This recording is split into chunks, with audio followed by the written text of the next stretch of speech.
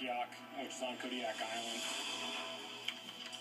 By the time we got on scene, those guys were already in their 17-foot skiff and had abandoned the vessel, fearing that it was going to capsize on them.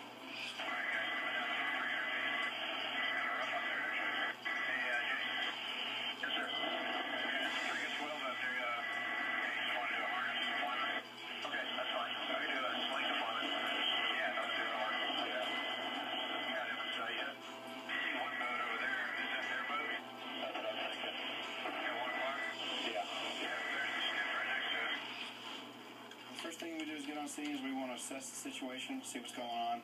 The starboard stern was sinking down into the water with a bunch of its netting overboard. We saw the 5 guys in the skiff dressed out in their red Gumby suits. We made a couple passes, made an approach to the water.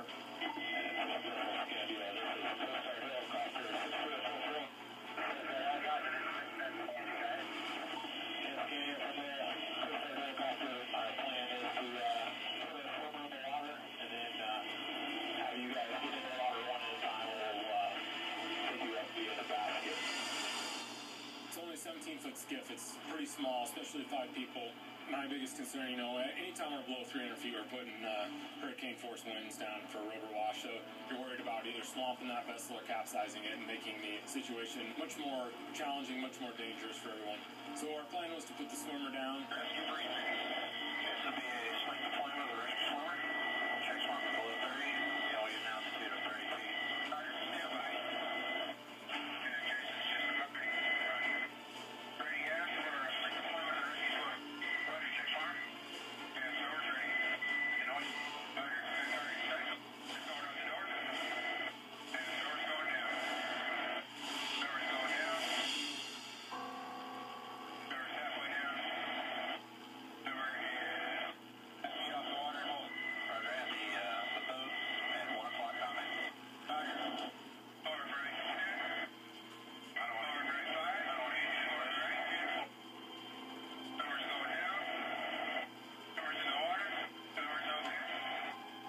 So I swam up to the skiff and kind of pulled myself up over the rail and asked if everybody was okay, if anyone was hurt.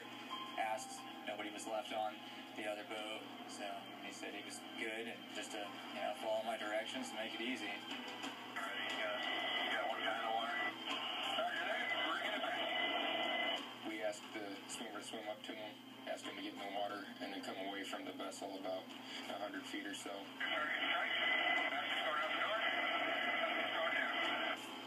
I could come in that way without getting the boat with the rotor wash and pick them up with the basket.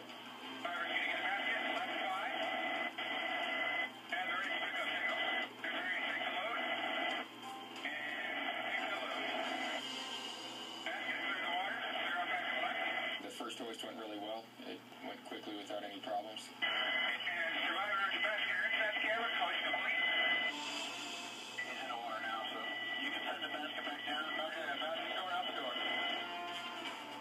Second hoist, it was kind of difficult just because the waves were pushing those guys around a lot, so the counting commands were all over the place. Yeah, we're pushing them around. You might want to back off a little bit. They're back in flat 5, backing up 10. And as the survivor climbed into the basket, he tangled himself in the cable. Looks like he's got a little bit of wrap in the cable around his elbow. Okay. I can't see what he's doing. He's wrapping up himself. He's on flat 5, he's left. I'm not that sure with the swimmer at all.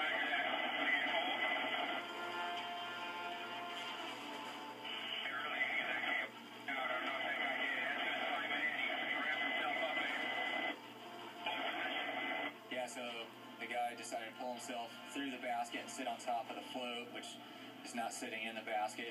And when he did that, his arm got wrapped in the cable. And luckily, the flight mechanic saw it also, so he wasn't starting to pull up the cable, and he gave me some slack. Yeah, still trying to clear the cable. Easy left. Every time I push him back down to untangle it, he would freak out a little bit, pull himself back up, and keep the tangle on. So luckily, he realized at one point that he was tangled in it too, and helped me to help him get that off. He's still tangled up, or? No, he's fine. He's going to go. It looks like he's ready. And making the load. And survivor's clear the water. We were able to maintain position, get him untangled, get ready for pickup signal, bring him to the aircraft safely.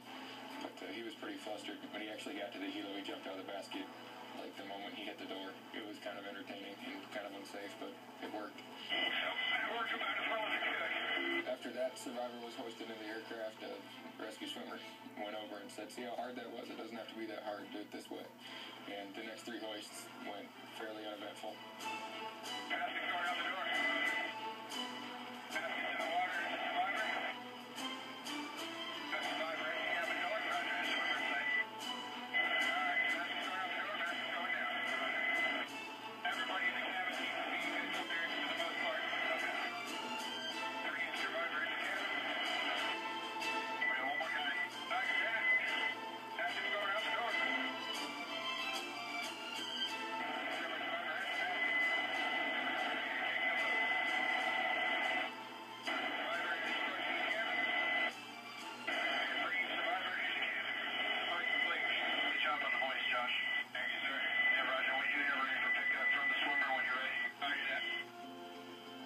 Everybody in the aircraft in under 25 minutes, which is really good, and it also minimized their exposure to the water. They were pretty happy. They're pretty excited to be on the helicopter. They were excited to see us. Yeah, all these guys look happy and healthy. All right, we're out of here. Wrapped up rescue checklist part 3. We climbed back up and over the mountain ridges about 5,000 feet. Had a little bit of a tailwind, so we got back in about 20 minutes, record time.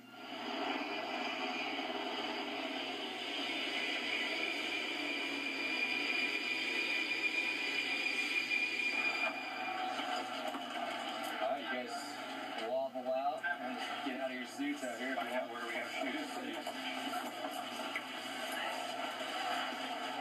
Thank you.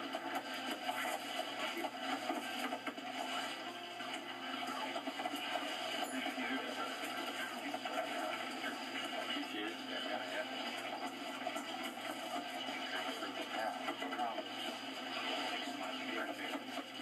Good day to have that. It is a pretty good day. A lot of times after a rescue, we don't get that interaction. We don't have that exchange. How you doing? Yeah, man. Anytime. Captain, what was it? Hey, my name's Adam Spencer. One of the pilots on the aircraft. Anytime. So, to come out on a Sunday duty day and get to instead go rescue 5 people from the Shelikof Strait, it's just an awesome feeling. But you guys made a good decision to get on the skiff and get your Gumby suits on. That water's a crisp 43 degrees. My name's Luke Anderson, and I'm the captain of the Scandia. We were heading up from Alitac up to Shelikof, about 2 miles offshore, and started to notice a water problem in Lazarette. The high water alarm started going off, and the stern was filling up with water, and we had about 6 inches of water covering the back of the boat. Went ahead and cut the skiff loose and got the guys in the boat. There's 2 things that you start praying for when you're out there: God and the Coast Guard. That's better than feeling your first kiss, seeing that plane come over the mountains and then the helicopter right behind. I just looked at the guys and said, we're safe. The Coast Guard is, in my opinion, the best branch of the military. They're amazing. They come out when it gets so bad that we can't live anymore, and they come out, and that's when their job starts. So I don't have anything but great to say about them.